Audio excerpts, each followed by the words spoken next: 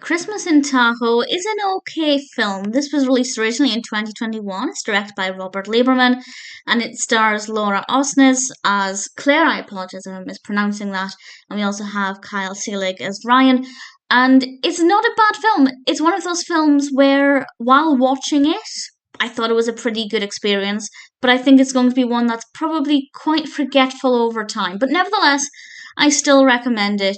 A talent booker, Claire, is trying to put together this variety act at her family's hotel, and there are various obstacles along the way that she has to overcome. At the same time, somebody from Vegas is coming to see her work, so the pressure is really on because there could be a potential job offer there. And to make things more confusing, a former lover comes back in her life and well, makes things a little bit more interesting. And the romantic aspect I thought played out very well. None of the characters were too bitter. Sometimes with Christmas rom-coms, ex-lovers can be so bitter and negative and holding on to so much resentment that it kind of makes the film almost difficult to watch. But that's not what we have here. I feel like the progression of the romantic aspect worked really well. The pacing was great. I believed the characters' actions and their motivations. All of that was great. With regards to the building of the variety show and making progress with that, it was fine, but I wasn't that interested. I didn't really care that much whenever there was a development, when we got a new act booked or when they had an opportunity. I wasn't that excited. I wasn't that emotionally invested in that part of the narrative. So I didn't really care that much, but it wasn't boring. I just wasn't bothered.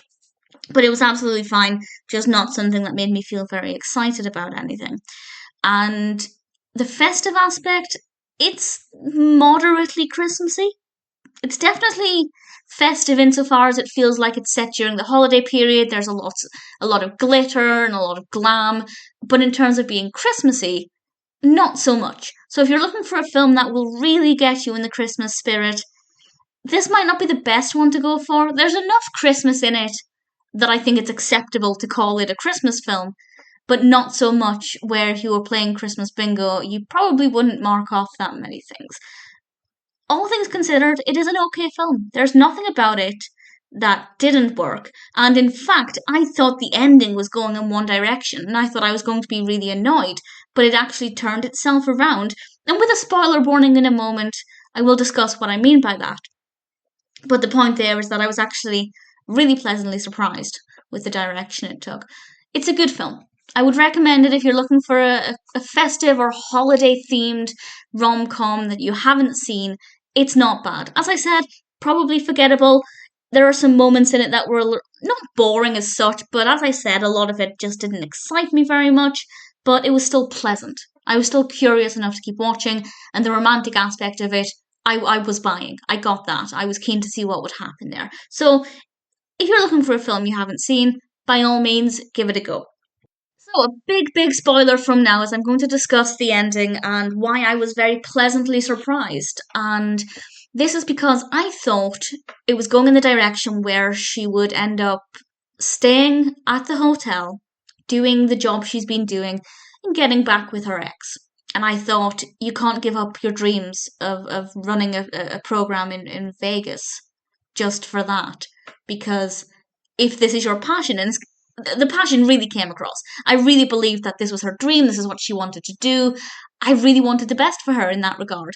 And I honestly thought she was going to give it all up just to stay running the family's hotel because it's what her father wanted and because there might be a chance she could get back together with her ex.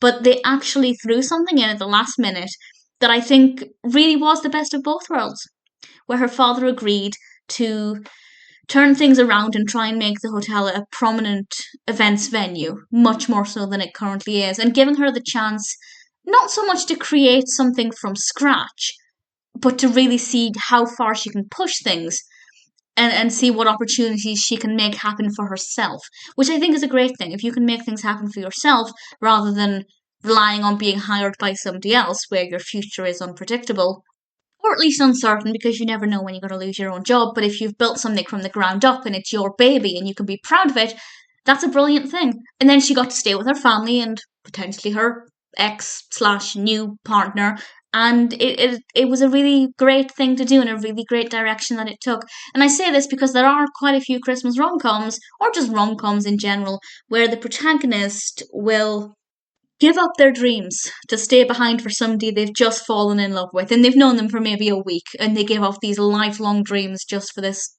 not a relationship.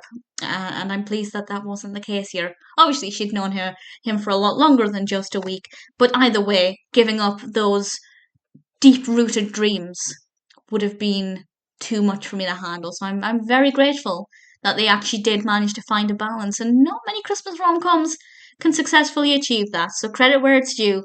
I will probably always remember that. Well, I probably won't, but either way, it works in the film's favour.